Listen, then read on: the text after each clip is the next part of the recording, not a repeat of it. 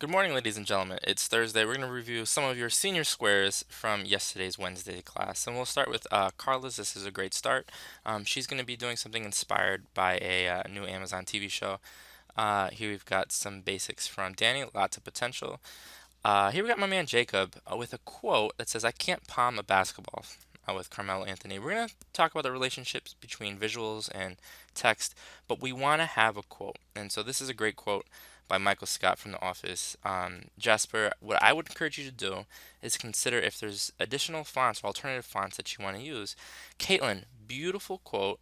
I really like the message. However, I would urge you to consider personalizing this, like maybe put images of your friends or just like this. Here's a really great example that Christina produced. Yesterday we talked a little bit about parody, Parks and Recs. Nice job. Here we got Kira's. Kira's, make sure that you use the square that I gave you because you want the exact dimensions. Henry Kissinger, interesting guy, also a war criminal. I'm not so sure if you want to be remembered or be associated with that dude.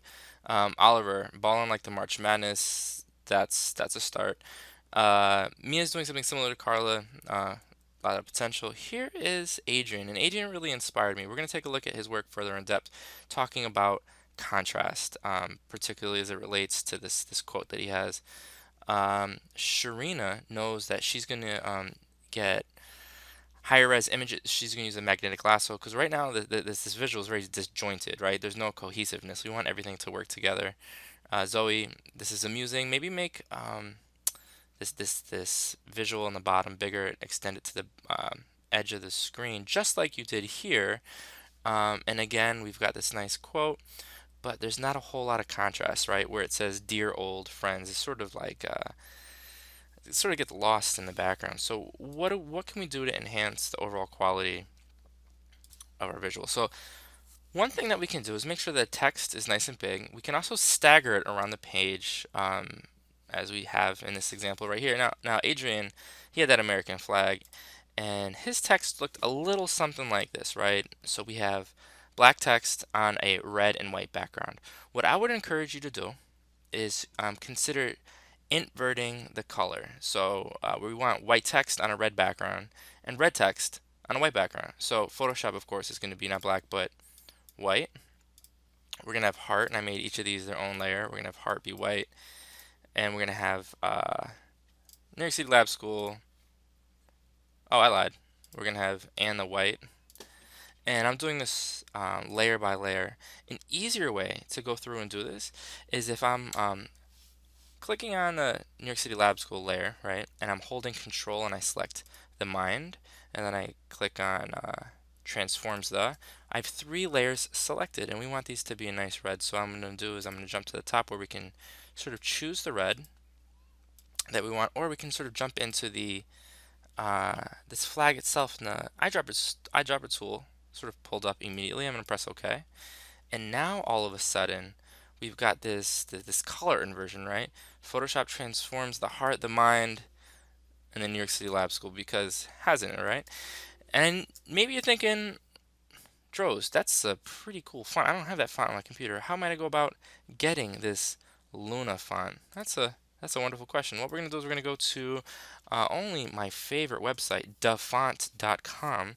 And when you get there, you're going to left click on top, and what you're going to do is we're going to change 20 to 100.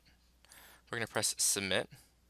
And now what we can do is we can download and install fonts on Photoshop that appeal to you. We're going to talk more about the juxtaposition between block fonts and script fonts, but there's some really, really cool fonts in here. So let's say you want to see or preview your text.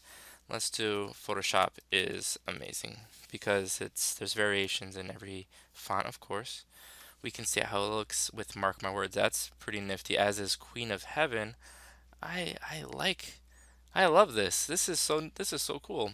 I don't have the Queen of Heaven font, so what I'm gonna do is I'm gonna left click on download, and I'm of course on Windows 10, but it's pretty similar for you guys. What you're gonna do is once it downloads, is you're gonna open it. You're going to find the TrueType file, most likely, and you're gonna left click. You're gonna see something that looks a little bit like this. You're gonna press install.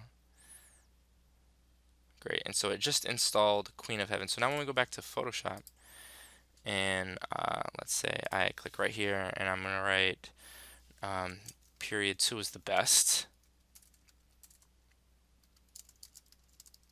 It's true. And I'll put it in the bottom. Red and red does not look great, so we'll switch that to white. And what we can do now is I'm going to jump to the top, and rather than looking for it, I'm simply going to type in QUEE. Queen of Heaven pops up right there. Bam. Period 2 is the best. I'm going to press Command T, and I'll stretch it out like this. Beautiful.